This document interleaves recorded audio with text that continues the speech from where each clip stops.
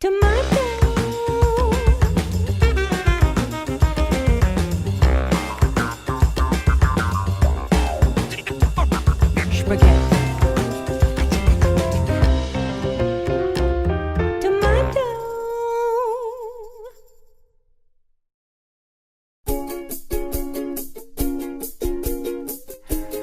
to the first Barefoot in the Kitchen series with Longevity magazine. I'm absolutely delighted to have with me in the kitchen today Paul Atkinson. He is one of the co-authors of this beautiful book called Plentiful. It's actually based on dishes that Paul prepared at the Buddhist Retreat Center, which is in KwaZulu-Natal.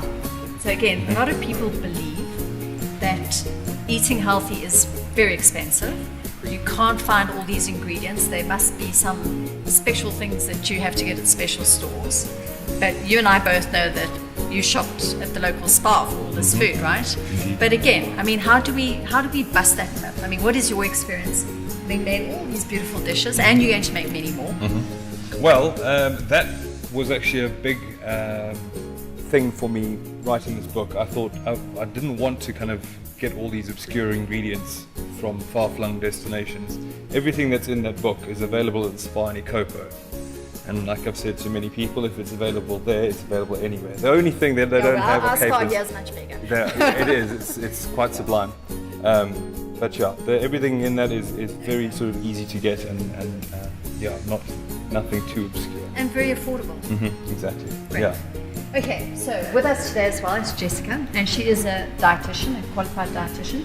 And this is really important because when we eat food, it's really important to get to be, like, we're going to eat plentiful and we're going to have a really great time, but it's really important that we eat the right food. Absolutely. So I think wonderful. Looking forward to the cook-off.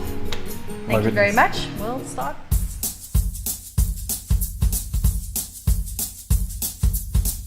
So Paul, what have we got in this breakfast, this quinoa breakfast? So far we have quinoa and some almond milk.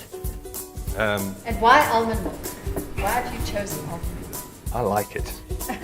I like it. You know, the thing is, okay, I suppose nut allergies aren't going to really be too friendly, but at the same time, lactose intolerant folk, milk isn't really a friend. I do love that phrase about I'm lactose intolerant. No, you're not lactose intolerant. You're just not a baby cow.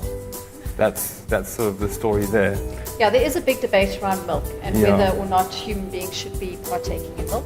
But you could, if you are particularly fussed about milk, you could have milk. Certainly, yeah. No, and you could also have soya milk. Soy milk. With that, I would recommend that you sort of cooked it with water first and then add the soy milk towards the end, because it can sometimes split and scorch and things like that, so it can be a bit of an iffy one. And how long is it going to take us to cook this meal? 15 minutes, 20, no, about half an hour actually. So we've been on for about 15 minutes now, so I'm kind of working through times in my head. And actually this is the perfect time to add all the fruits and things. Okay, so we've been cooking for about 15 minutes. And I'm just going to add in some nice blueberries.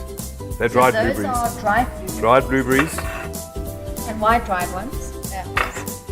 They kind of maintain their composure a little bit more than the fresh ones. Exactly, and when they start cooking, they're going to kind of reabsorb a lot of their moisture anyway. So then some cranberries and some raisins, orange zest. Cinnamon. Cinnamon is a very interesting spice. It obviously adds such a stunning flavour and a lovely smell. And there's been some links with cinnamon to blood sugar control.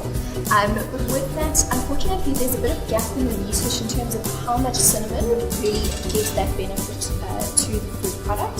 So at the moment, they still need to figure that out. And at the moment, with home cooking, it might not be a high enough concentration to really give you that benefit, but there's still no harm in putting a little bit of the cinnamon. Okay, so how long are we going to leave this on for? Until we kind of get to a more porridgey consistency. I mean, as you can see, it's still quite...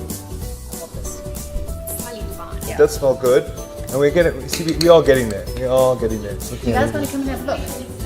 Yeah, come and have a look. Come and have a sniff. Yeah. No, it's quite bulking, isn't it? So it fills your stomach. Yes, come and have a look.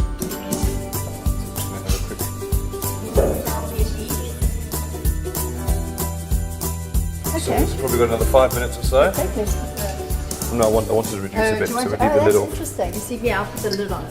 You see, there's a lot of fluid in there still, so I want that to kind of boil away. In fact, I shouldn't have had the lid on to start with. I should have maybe left it. Sort of told, put the lid on halfway. What are you throwing in now? I'm putting in some pumpkin seeds. I like to put them in just before the end as well, so that they do kind of soften up a bit, and I think probably make them more digestible. Wonderful. So let's all have a taste.